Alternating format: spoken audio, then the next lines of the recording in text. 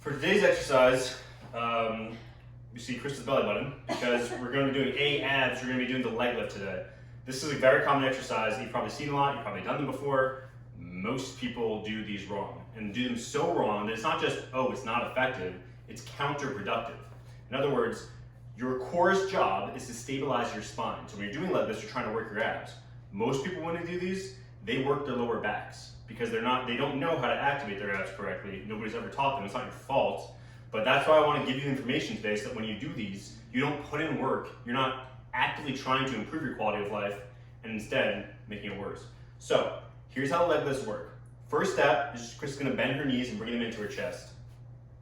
Okay, so she's going to bring her knees into her chest because that way she has that posterior pelvic tilt. So this is the pelvic tilt here. You can clearly see, if you don't know what the heck is a posterior pelvic tilt, this should clearly demonstrate it. Look at her pelvis, look at her hips, right? Now it's going forward. Now she's going to tilt her hips back. That right there. So it's not just her knees moving back, it's that tilt. That tilt coming back there. Yeah, that's the posterior pelvic tilt. That's what you want. That's the core crux foundation of this exercise. Now, you got some schmutz on your foot. Yeah. Extend the legs up. Good. So now, takes a little flexibility, but if you bring your knees in first and then extend, you should be able to get there. The key here is that she's still in that posterior pelvic tilt, right? Her hips, her pelvis are tilted back towards her head. Now, the entire exercise, and this is why Krista's got a little belly shirt over here, you just gotta see it. She gotta pull her abs in tight so that there's no, move your arms, so that there's no space here. If I can get my hand under there, hey, if I can get my hand under here, then she's not doing it right. Because if she's arching, go ahead and arch. This is what most people will do. You can't even do it wrong. Come on. Do like a really bad arch. Well, if I'm like... No, but with your legs up? Yeah, there we go. Yeah, okay. This is what most people would do. And get all the way underneath there. See, that's what you don't want. That's tightening up your lower back, right? So if you're doing this, you're flexing the muscles of your lower back doing that. We want to do the opposite. We want to flex the muscles of your abs doing that. So the key is to get that posterior pelvic tilt that engages the lower abs. Abs are pulled in tight, especially those lower abs. And even if you don't know how the hell to engage the lower abs, just think about pulling your belly into the floor.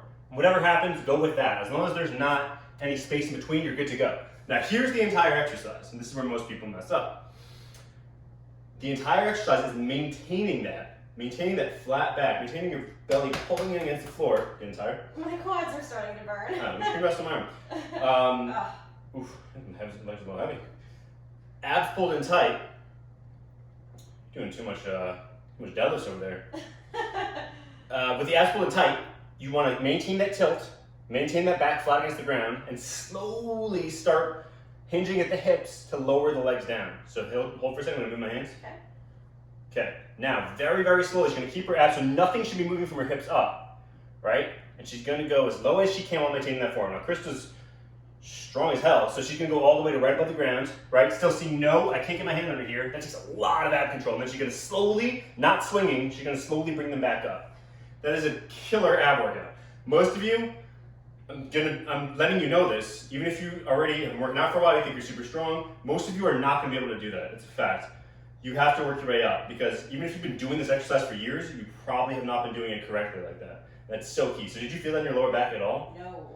And most people will, if you do feel a lot of ab exercises in your lower back, this is exactly why.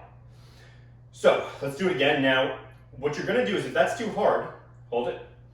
Just go, you can go as little as a quarter of the way down. So go to right here. I promise you, go just there and back. Go ahead.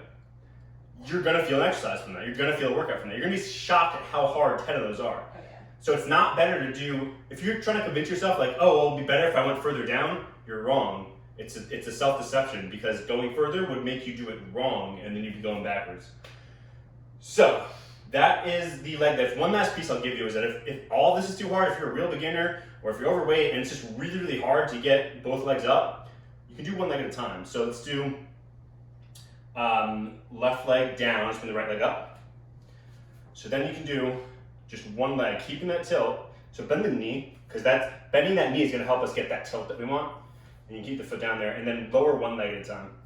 There you go. And then hold right above the ground. You still feel some in your abs? Oh, yeah. Yeah, there you go, and then come back up. And again, same thing here. If that's too hard, then just go a quarter of the way down with that one leg. It doesn't matter. No matter where you are, there's some place you can start. The game is just not having too much, what's the word I'm looking for? Not being too good to start there. Wherever you're at, just start there. gradually, incrementally make progress every single day. Move forward. I'm going to stop rambling. I'll see you tomorrow for you, upper body.